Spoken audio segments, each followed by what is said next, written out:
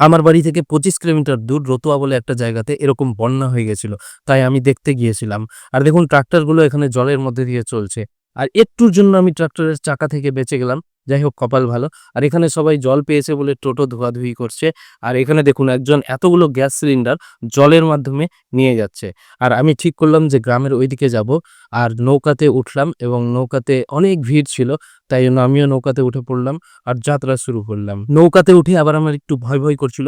কারণ নৌকা যদি উল্টে যায় তাহলে তো আমি সাঁতার জানি না। দেখুন আমার পাশের ছেলেটাও নৌকাটাকে ভালো করে ধরে রেখেছে। আর এখানে দেখুন অনেকগুলো আমের গাছ ছিল। বন্যার কারণে সব গাছগুলোও ডুবে গেছে। দেখতেই পাচ্ছেন কতটা জলের লেভেল আছে। আর সামনে দিয়ে একটা নৌকা গ্রামের ওপার থেকে চলে আসছে। নৌকাতে দেখুন সামনে ছেলেটা একদম সুপারম্যানের মতো দাঁড়িয়ে আছে। আর এই বাড়িটা দেখে আমি তো পুরো অবাক হয়ে গেলাম। কারণ বাড়ির নিচের তলা পুরোটাই জলের তলায় চলে গেছে। দেখে খুব মায়াও লাগছিল। আর আমি চলে আসলাম বন্যার এই পারে মানে গ্রামটাতে। আর এখানেও দেখছি ট্রাক্টর জলের মধ্যে দিয়ে যাতায়াত করছে। এসব দেখতে কয়েকজন বন্ধুর সাথে দেখা হয়ে গেল। আর আমরা সবাই মিলে খেয়ে নিলাম একটু কোল্ড ড্রিংকস। তারপরে আবার আমরা নৌকাতে উঠে পড়লাম। আর ওই পারের উদ্দেশ্যে যাত্রা শুরু করলাম। এবার আমরা ওই পারে পৌঁছে গেলাম এবং বাড়ির উদ্দেশ্যে রওনা দিলাম। এটা হলো নাক্কাটি ব্রিজের কাছে।